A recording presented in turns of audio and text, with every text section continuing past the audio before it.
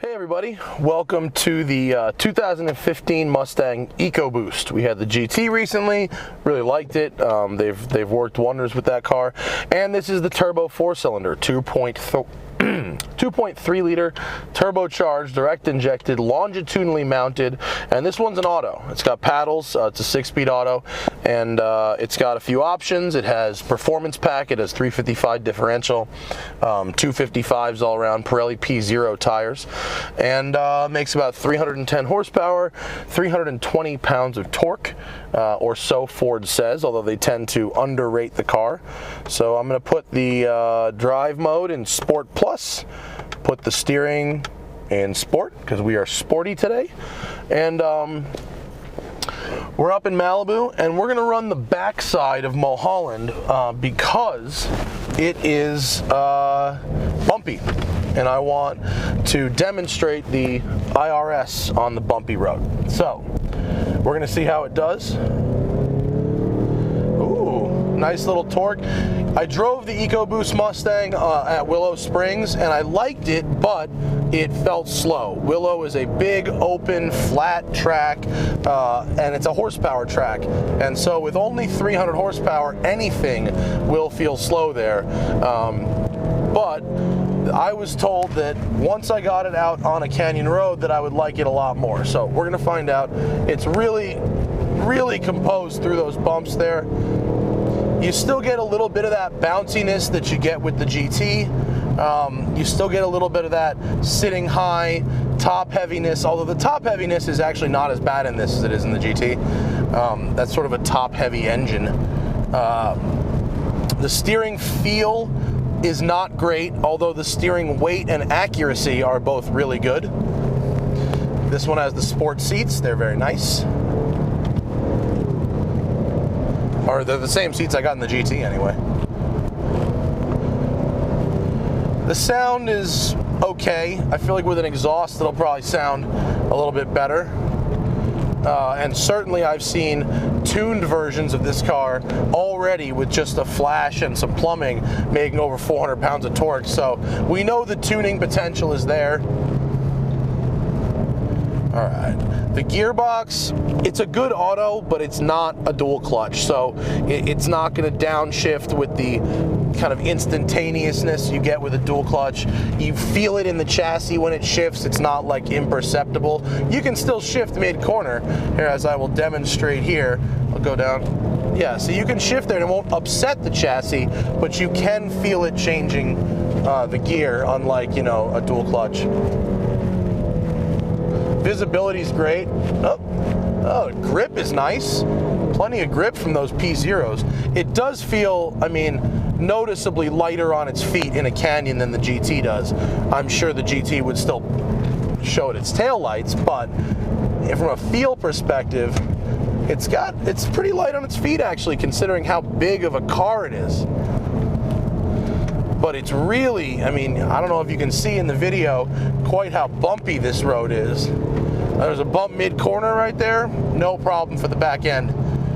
This one has a 355 in it. The GT I drove had a 373. I prefer the 355. Even with the smaller engine, I still prefer the 355.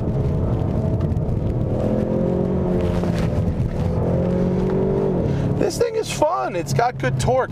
See, on the track, when you're full throttle all the time, it's really horsepower, not as much torque. On a road like this, where you're on the throttle, off the throttle, in and out of a hairpin, that torque makes a big difference. And so, whereas I would say this car doesn't feel very fast on the track, it is more than competent out here, where the torque actually makes more of a difference than the horsepower, because you're using that mid-range a lot more and you're going on and off the throttle. So you want that instant response from a big torque engine. A stick would go a long way here. I drove the one with the stick at the track and it was very nice. The shifter was good and the clutch was good and it was very easy to drive. And so I would go with the stick, and I imagine most of the real enthusiasts would. But I'm glad there are paddles here. That's, I mean, it's progress, certainly.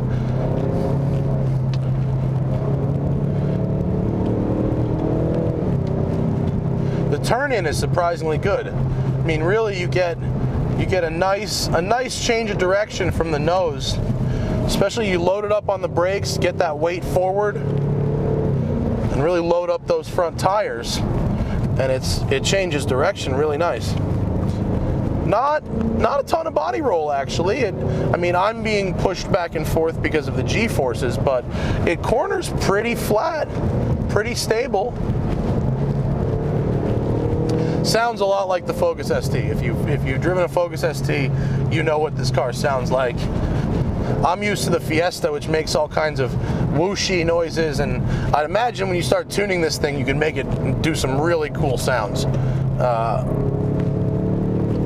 Oh yes, the brakes are good. They've got a right now kind of feel. You just boom, and it's just bang, you're there. I like that. And I imagine with the less weight of the turbo car versus the V8, they probably will perform a little better on stock hardware than that car. Look at this mid-corner bump. Go, done. Yes, Mustang. And I find with all the available torque, I'm actually able to stay a gear higher than I might otherwise. Most of this I'm running in third and a little bit of fourth, as opposed to second and third, which I would have done probably before. Yep, there we go. Man, it gets the power down really, really nicely. I'm able to use quite a bit of throttle. Beautiful day for a drive. Man, the place that the Mustang is worlds apart now is the bumpy roads. It's just unbelievable what they've done with that rear suspension to make it so composed.